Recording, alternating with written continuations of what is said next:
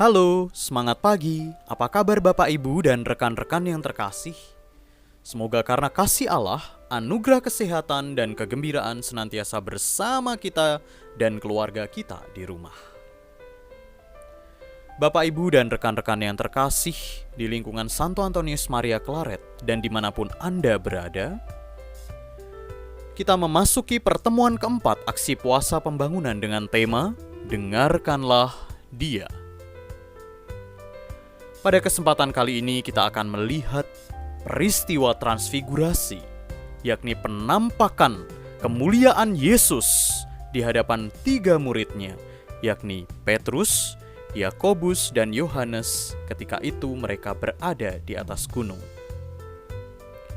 Di sini kita akan melihat juga pernyataan Allah Bapa yang mengajak kita untuk mengasihi dan taat atas sabda-sabda, firman-firman yang dikeluarkan oleh Yesus. Allah sungguh mengasihi Yesus dan kita diajak untuk mendengarkan Dia. Mari kita hening sejenak. Kita memasuki perjalanan yang baru di masa Prapaskah 2021 ini. Dalam nama Bapa dan Putra dan Roh Kudus. Amin.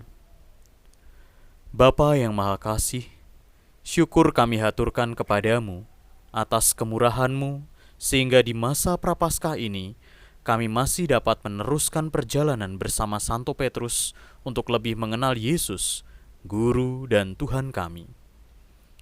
Kami masih merasakan teguran keras Yesus kepada Petrus sebagai teguran untuk kami juga. Dalam pertemuan keempat, bersama Santo Petrus, kami diajak Yesus naik ke atas gunung untuk mengalami kemuliaannya. Utuslah Roh Kudus-Mu untuk menerangi budi dan hati kami, sehingga kami menemukan makna iman dari peristiwa kemuliaan Yesus di atas gunung itu, demi pengudusan hidup kami dan kemuliaan nama-Mu, kini dan sepanjang masa. Amin. Inilah Injil Yesus Kristus menurut Markus. 6 hari kemudian Yesus membawa Petrus, Yakobus, dan Yohanes, dan bersama-sama dengan mereka ia naik ke sebuah gunung yang tinggi. Di situ mereka sendirian saja.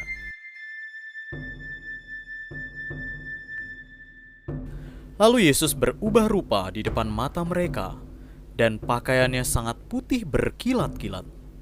Tidak ada seorang pun di dunia ini yang dapat mengelantang pakaian seperti itu. Maka nampaklah kepada mereka Elia bersama dengan Musa. Keduanya sedang berbicara dengan Yesus. Kata Petrus kepada Yesus, "Rabi, betapa bahagianya kami berada di tempat ini. Baiklah kami dirikan 3 kemah, 1 untuk engkau, 1 untuk Musa, dan 1 untuk Elia." Ia berkata demikian sebab tidak tahu apa yang harus dikatakannya, karena mereka sangat ketakutan. Maka datanglah awan menaungi mereka, dan dari dalam awan itu terdengar suara, "Inilah anak yang kukasihi, dengarkanlah dia." Dan sekonyong-konyong waktu mereka memandang sekeliling mereka, mereka tidak melihat seorang pun lagi bersama mereka, kecuali Yesus seorang diri. Pada waktu mereka turun dari gunung itu, Yesus berpesan kepada mereka, supaya mereka jangan menceritakan kepada seorang pun apa yang telah mereka lihat itu, sebelum Anak Manusia bangkit dari antara orang mati. Mereka memegang pesan tadi sambil mempersoalkan di antara mereka apa yang dimaksud dengan bangkit dari antara orang mati. Demikianlah Injil Tuhan. Bapak, Ibu, dan rekan-rekan yang terkasih, mari kita mencoba mendalami teks kitab suci yang telah kita baca dan dengarkan bersama. Dalam perikop tersebut dikatakan bahwa ia berkata demikian sebab tidak tahu apa yang harus dikatakannya, karena mereka sangat ketakutan. Menurut Bapak, Ibu, dan rekan-rekan yang terkasih, siapa yang disebut ia dalam ayat itu?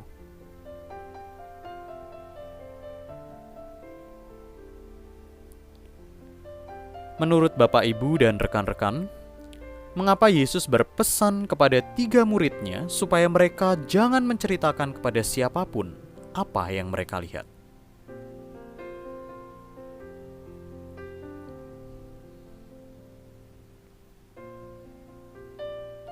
Inilah anak yang kukasihi, dengarkanlah dia.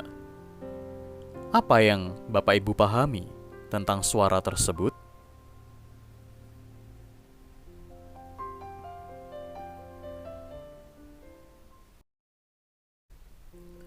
Bapak Ibu dan rekan-rekan yang terkasih, mari kita mencoba merenungkan kembali perikop Injil yang telah kita dengarkan dan kita baca bersama.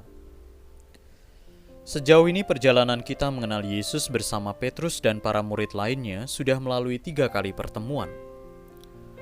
Dalam pertemuan ketiga kita menyaksikan konflik antara Yesus dan Petrus tentang apa yang akan dialami Yesus, serta harapan Petrus dan teman-temannya terhadap Yesus. Dalam konflik itu, Yesus memarahi Petrus, "Nyahlah iblis, sebab engkau bukan memikirkan apa yang dipikirkan Allah, melainkan apa yang dipikirkan manusia." Setelah memarahi Petrus, Yesus memberikan beberapa nasihat yang berharga tentang bagaimana menjadi muridnya yang sejati dan apa yang hendak diperjuangkan sebagai muridnya, serta sikap para murid terhadap Yesus di depan banyak orang. Kira-kira 6 hari kemudian, Petrus, Yakobus, dan Yohanes diajak Yesus naik ke sebuah gunung. Di atas gunung itu, mereka sendirian saja, tidak ada orang lain lagi. Tidak dijelaskan untuk apa Yesus mengajak mereka naik ke gunung itu. Di atas gunung itu terjadi peristiwa yang mengagumkan, yaitu Yesus berubah rupa di depan mereka bertiga. Pakaian Yesus sangat putih berkilat-kilat. Tidak ada seorang pun di dunia ini yang dapat mengelantang pakaian seperti itu. Mengelantang artinya memutihkan kain. Tidak ada seorang pun yang dapat memutihkan kain seperti itu. Dengan demikian, dapat disimpulkan pakaian putih berkilat-kilat yang menyelubungi Yesus bukan buatan manusia. Kemudian nampaklah kepada mereka Elia dan Musa sedang berbicara dengan Yesus. Mengalami peristiwa yang mengagumkan itu, Petrus berkata kepada Yesus, "Rabi, betapa bahagianya kami berada di tempat ini. Baiklah kami dirikan 3 kemah, 1 untuk engkau, 1 untuk Musa, dan 1 untuk Elia." Petrus mengatakan hal itu karena tidak tahu apa yang harus dikatakan, karena mereka sangat ketakutan. Bapak, Ibu, dan rekan-rekan yang terkasih dalam Kristus, peristiwa perubahan rupa Yesus itu sangat mengejutkan dan mengagumkan Petrus, Yakobus, dan Yohanes. Apalagi mereka menyaksikan Musa dan Elia, 2 nabi yang sangat dihormati oleh bangsa Israel. Kehadiran Musa dan Elia sungguh meneguhkan kepercayaan mereka tentang siapa Yesus. Di satu sisi, mereka merasa sangat bahagia. Tetapi di sisi lain, mereka sangat ketakutan. Mengalami peristiwa yang sedemikian mengagumkan, membahagiakan, dan sekaligus menakutkan, Petrus tidak tahu apa yang harus dikatakan. Namun, kemudian Petrus mengatakan semacam usulan untuk mendirikan 3 tenda, masing-masing untuk Yesus, Musa, dan Elia. Entah apa yang dipikirkan Petrus, sehingga dia mengusulkan hal itu. Apakah Petrus ingin Yesus, Musa, dan Elia menetap di atas gunung itu? Atau apakah dengan mendirikan kemah bagi Yesus, Musa, dan Elia, Petrus bermaksud memberikan tempat berteduh? Atau apakah dengan mendirikan kemah merupakan wujud cinta dan penghormatan terhadap Yesus, Musa, dan Elia? Yesus tidak bereaksi apapun atas perkataan Petrus tersebut. Namun kemudian datanglah awan menaungi mereka, dan dari dalam awan itu terdengar suara, "Inilah anak yang kukasihi, dengarkanlah dia." Dan sekonyong-konyong waktu mereka memandang sekeliling, mereka tidak melihat seorang pun lagi bersama mereka, kecuali Yesus seorang diri. Suara dari dalam awan itu merupakan pernyataan yang tegas bahwa Yesus adalah Putra Allah yang terkasih. Dia bukan hanya nabi atau utusan Allah, tetapi Putra Allah. Maka dengarkanlah dia. Menjadi murid dan mengikuti Yesus berarti mendengarkan dia, bukan mendengarkan dan mengikuti harapan dan keinginan sendiri. Dengan demikian, suara dari dalam awan ini menjadi jawaban atas usulan Petrus mendirikan tenda, atau dengan sederhana suara dari dalam awan itu menjawab usulan Petrus untuk mendirikan tenda. Itu keinginan dan pikiranmu sendiri. Dengarkanlah dia. Jangan mendengarkan keinginan dan pikiranmu sendiri. Bapak, Ibu, dan rekan-rekan yang terkasih, sewaktu mereka turun dari gunung, Yesus berpesan kepada Petrus, Yakobus, dan Yohanes supaya jangan menceritakan kepada seorang pun apa yang telah mereka lihat itu, sebelum Anak Manusia bangkit dari antara orang mati. Mereka memegang pesan tadi sambil mempersoalkan di antara mereka apa yang dimaksud dengan bangkit dari antara orang mati. Ketika Petrus memberikan pernyataan bahwa Yesus adalah Mesias, Yesus melarang keras supaya jangan memberitahukan kepada siapapun tentang dia. Dan alasan larangan keras Yesus ini terjawab, yaitu karena pemahaman Petrus dan para murid lainnya tentang Yesus bertolak belakang dengan yang dimaksud Yesus sendiri. Sekarang, setelah Petrus, Yakobus, dan Yohanes mengalami peristiwa kemuliaan Yesus di atas gunung, Yesus kembali melarang mereka menceritakan kepada seorang pun sebelum Yesus bangkit dari antara orang mati. Mereka memegang pesan Yesus tadi, tetapi mereka saling mempersoalkan apa yang dimaksud bangkit dari antara orang mati. Tentu tidak ada satu orang pun dari para murid Yesus yang mengerti yang dimaksud Yesus dengan bangkit dari antara orang mati. Semoga berkat pertemuan kita yang keempat ini, kita semakin memahami bahwa Yesus sungguh-sungguh pribadi, sungguh-sungguh anak Allah yang harus kita dengarkan. Berkat Allah senantiasa menyertai kita sekalian. Amin. Bapak, Ibu, dan rekan-rekan yang terkasih, kini tiba saatnya kita untuk memasuki relung hati kita.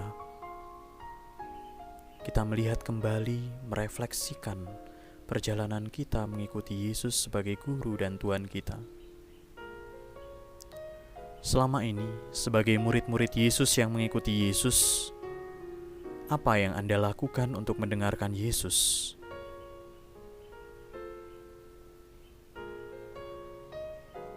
Apakah yang Anda dengarkan dari Yesus mempengaruhi hidup Anda sehari-hari?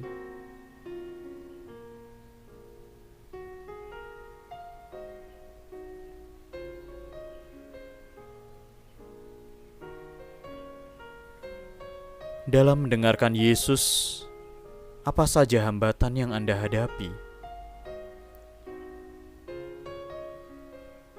Bagaimana selama ini Anda mengatasi hambatan-hambatan itu?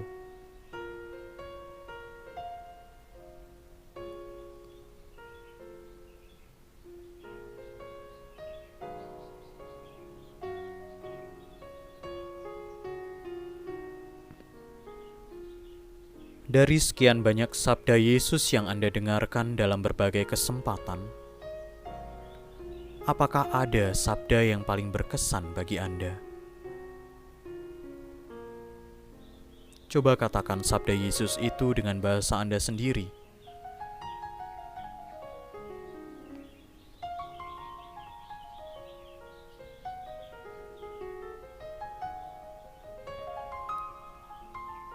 Mengapa sabda itu berkesan bagi Anda?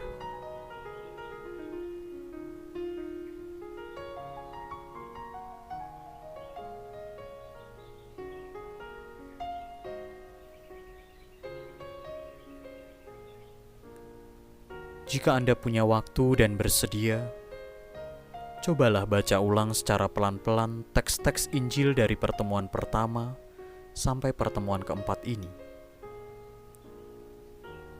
Dari perjalanan pertemuan pertama sampai keempat ini, nilai apa yang Anda dapat?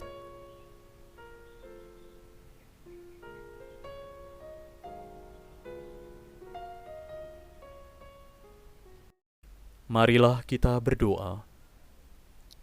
Bapa yang Maha Kasih, sudah sekian lama seluruh dunia berada dalam situasi hidup yang sulit karena pandemi COVID-19. Banyak yang telah menjadi kurban. Tentu Engkau merasakan kesedihan kami. Kami sedih karena kami tidak dapat lagi dengan leluasa berkumpul dalam persekutuan untuk menumbuhkan iman kami. Terlebih kami hanya sebatas merayakan Ekaristi, sumber iman kami secara virtual. Meski tidak mudah, kami terus berusaha mengembangkan iman kami dalam keluarga. Berkenanlah Engkau melindungi dan menguatkan iman kami. Jangan biarkan kami menjauh darimu. Maka dalam masa Prapaskah ini, kami tetap berjuang untuk menempuh jalan pemurnian iman dengan merenungkan sabda Putramu. Berkatilah semua orang, terutama mereka yang sedang berjuang menyelamatkan banyak orang. Berkatilah juga para pemimpin masyarakat, negara dan gereja, para gembala umat di lingkungan, stasi dan paroki beserta keluarga mereka. Berilah kekuatan ilahi-Mu bagi mereka yang sedang berada dalam situasi yang lebih susah dari kami akibat pandemi ini. Bantulah kami agar mampu setia menjaga keselamatan diri dan sesama dengan tetap disiplin mematuhi protokol yang telah ditentukan. Bapa yang Maha Kasih, berkenanlah menerima persembahan iman kami yang sederhana di masa Prapaskah ini. Doa ini kami panjatkan dengan pengantaran Yesus Guru dan Tuhan kami, yang hidup dan berkuasa, kini dan sepanjang masa. Amin. Ibu Maria, Engkau selalu menyertai perjalanan hidup kami. Tentu Engkau merasakan keprihatinan hidup kami saat ini. Bantulah kami senantiasa dengan doa-Mu. Salam Maria, penuh rahmat, Tuhan sertamu. Terpujilah engkau di antara wanita, dan terpujilah buah tubuhmu Yesus. Santa Maria, Bunda Allah, doakanlah kami yang berdosa ini, sekarang dan waktu kami mati. Amin. Bunda Maria yang semula jadi tak bercela, doakanlah kami yang berlindung kepadamu. Salam Maria, penuh rahmat, Tuhan sertamu. Terpujilah engkau di antara wanita, dan terpujilah buah tubuhmu Yesus. Santa Maria, Bunda Allah, doakanlah kami yang berdosa ini, sekarang dan waktu kami mati. Amin. Bunda Maria yang semula jadi tak bercela, doakanlah kami yang berlindung kepadamu. Salam Maria, penuh rahmat, Tuhan sertamu. Terpujilah engkau di antara wanita, dan terpujilah buah tubuhmu Yesus. Santa Maria, Bunda Allah, doakanlah kami yang berdosa ini, sekarang dan waktu kami mati. Amin. Bunda Maria yang semula jadi tak bercela, doakanlah kami yang berlindung kepadamu. Marilah kita satukan doa-doa kita dengan doa yang diajarkan Tuhan Yesus sendiri. Bapa kami yang ada di surga, dimuliakanlah nama-Mu, datanglah kerajaan-Mu, jadilah kehendak-Mu, di atas bumi seperti di dalam surga. Berilah kami rejeki pada hari ini, dan ampunilah kesalahan kami, seperti kami pun mengampuni yang bersalah kepada kami. Dan janganlah masukkan kami ke dalam pencobaan, tetapi bebaskanlah kami dari yang jahat. Amin. Marilah kita berdoa. Bapa yang Maha Kasih, terima kasih karena telah menyadarkan kami bahwa sikap dasar sebagai murid adalah mendengarkan gurunya. Dalam hidup sehari-hari banyak suara yang memenuhi hidup kami setiap hari. Mulai dari suara keinginan, ambisi, keluhan kami sendiri sampai suara media sosial yang selalu ada di dekat kami. Utuslah Roh Kudus-Mu untuk menjadikan hati dan budi kami peka, mendengarkan sabda Yesus, sehingga kami semakin mengenal kehadirannya dalam kehidupan kami setiap hari. Sebelum menutup pendalaman iman ini, kami mengingat saudara-saudari kami yang membutuhkan doa-doa kami, juga bagi mereka yang telah meninggal dunia.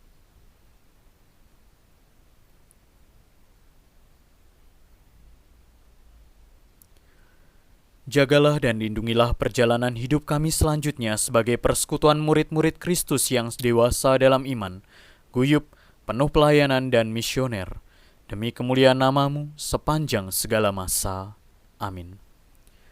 Bapak, Ibu, dan rekan-rekan yang terkasih dalam Kristus, mari kita hening sejenak, kita mohon berkat dari Tuhan.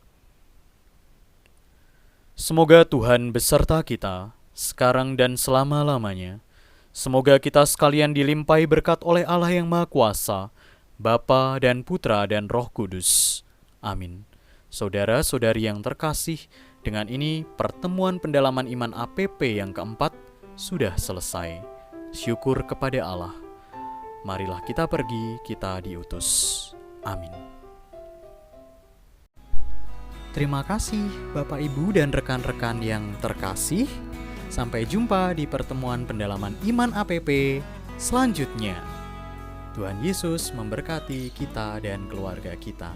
Amin.